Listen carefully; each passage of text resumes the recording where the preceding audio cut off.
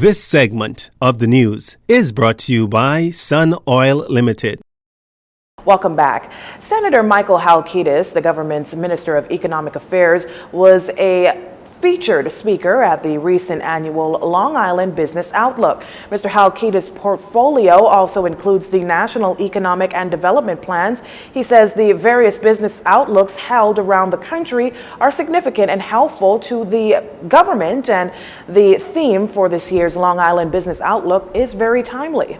These business outlook events provide an opportunity for us to, if only virtually, take stock of the current business environment, discuss potential opportunities, and plan for a successful future together.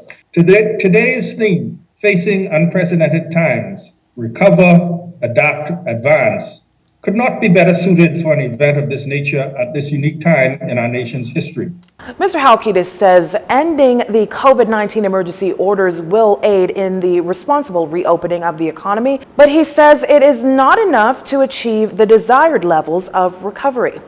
Businesses across sectors will be allowed to open and the curfew will be ended. Our recovery cannot simply rely on us transitioning out of the COVID-19 pandemic, however. It requires us to take a responsive, deliberate, and integrated approach to guide our national restoration.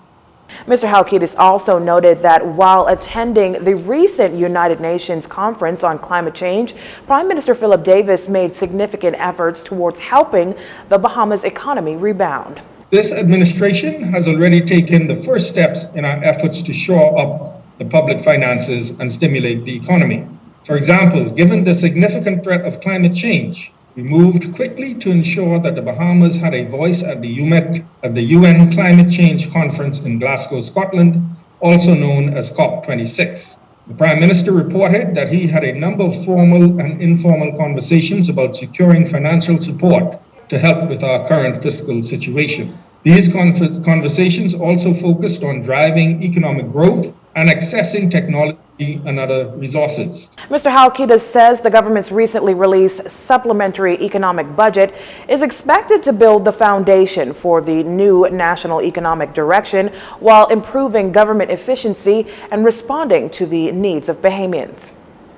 As the country rebounds from the COVID-19 pandemic, each family island has its own set of challenges on the road to economic recovery. The Long Island Business Outlook was held recently and featured a number of speakers, including the polarizing Member of Parliament for Long Island and former chairman of the Water and Sewage Corporation, Adrian Gibson. In this report, we hear Mr. Gibson's outlook on the Long Island business community. Here's Jarino Saunders. Adrian Gibson, the Free National Movement Member of Parliament for Long Island, took a holistic approach during his contribution to the 7th Annual Long Island Business Outlook recently. He looked at the success and challenges faced by the Long Island business community. Still a polarizing figure to some following his controversial tenure as Water and Sewage Corporation Chairman, Mr. Gibson seems unwavering in his support for Long Island and is calling on the present government to continue to build on the groundwork done on Long Island by the previous administration in order to facilitate economic growth. And he began with the proposed new airport at Deadman's Key. Disappointingly, the airport project did not start prior to the election. However, I am aware that the former cabinet approved the award contract, both the terminal and the airside. I've heard some of the commentary of the new government with reference to airports. And I've heard a commitment by the Minister of Aviation, Tourism and Aviation with respect to Long Island Airport. I am hoping that the current government expeditiously moves ahead with ensuring that it's one of the first, if not the first, out of the block. The lack of airlift has held Long Island back. An international airport would greatly assist with the expansion of our tourism product. And frankly, the airport is the catalyst for Long Island's growth. The Long Island MP noting that poor internet connectivity is also hampering the economic growth and recovery on Long Island, and business and banking go hand in hand. Mr. Gibson says he is troubled by the lack of banking facilities on Long Island. We know that banking in the Bahamas is changing. We see banks, brick and mortar closing throughout the Commonwealth. However, I am very concerned about the devastating impact of the lack of access to financial services upon my people in Long Island. Most certainly, I'm fearful that Long Island will become a banking desert We desperately need financial inclusion. And as I've said in many instances, Long Island cannot be unbanked. He noted that under the previous administration, there have been some major improvements for business owners and residents on Long Island, and he listed a few of them, including the opening of 2 new road traffic offices on the island where persons are able to get driver's license on the island, something that people had to come to Nassau to get driver's licenses. Now persons can get driver's licenses on the island, can have their vehicles licensed on the island, and also opened a new passport office on the island where Long Islanders no longer have to travel to the Providence to renew their passports or even seek to apply for a passport for the first time. And likewise, we have sought to address policing challenges. There was a concern about the shortage of police officers on the island. I believe that has been fully addressed. Mr. Gibson is also proud of the fact that the previous administration laid nearly 20 miles of water mains on Long Island, which is essential for new homes and developing businesses. Jurino Saunders for Jcn News. West Grand Bahama and Bimini MP Obi Wilshcombe commenting on that shooting incident in Bimini yesterday, telling reporters that he's, quote, deeply wounded and severely disappointed by what took place. The reality is we have to get guns off our streets. I think that the proliferation of guns in the capital and also in our second city is now moving through the islands. And the incident this morning, obviously we all feel very badly about the injury to the young man. But the truth is we have a bigger problem. And the bigger problem is we don't have to have the guns on our streets. That said, the Social Services Minister insists that we have to do more to protect the country's borders.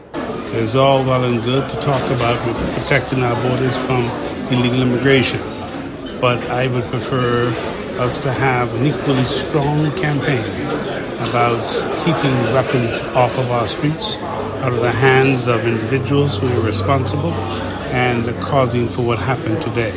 Because our difficulty is we talk and then there's a manifestation and then we react. What we must do now is do more to ensure that we are getting the guns off of our streets. Now, at last report, the victim of that shooting was flown into the capital and is in hospital listed in critical condition. Investigations into that matter continue. The Ministry of Agriculture, Marine Resources, and Family Island Affairs is looking to revamp packing houses throughout the Bahamas to make them more efficient. This much after Minister responsible Clay Sweeting led a delegation to packing houses in Greencastle and Hatchet Bay, Eleuthera. We noticed a lot of minor issues to get it up to be functional. Issues such as a truck being licensed and insured. So small issues and stuff that could be addressed very quickly. We're going to make it happen. We're also looking at ways to encourage farmers where they are able to sell their product at the packing house in Greencastle, become more involved and engage them so they realize that they got a friend with the ministry as well as BAIC who governs and manages the packing houses throughout our country. The delegation included Parliamentary Secretary in the ministry, Leonardo Lightbourne, Executive Chairman of Bahamas Agricultural and Industrial Corporation, BAIC, Leroy Major, the MP for Southern Shores, Bahamas Agricultural and Marine Science Institute, or BAMSI, Executive Chairman Senator Tyrell Young, and Permanent Secretary Joel Lewis. Minister Sweeting noted that he wanted both chairmen to realize what potential lies in Eleuthera and what they are able to accomplish. The issue that we have is that they really do not have any influence in the communities. They've been not really been invested in. So we're looking at using them and engaging them with the farmers, the livestock producers, as well as using some of our pilot projects in these family islands, such as poultry farming, and finding ways to expand the economy and really come to grips that food security is necessary. And in order for us to really accomplish this, we must be serious about this. This is serious business. I don't take this job lightly, and none of my colleagues do either, and that's why we're excited to accomplish what we need to do. And I think BAMSI will play an instrumental role, BAIC will play an instrumental role, and we'll work together as a team to do just that. The Hatchet Bay packing house has been closed over the last 4.5 years, according to officials. It is currently being remodeled, and officials expect construction to be completed by December 2021.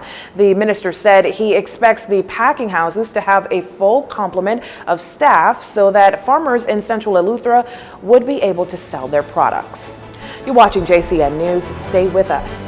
This segment of the news has been brought to you by Sun Oil Limited.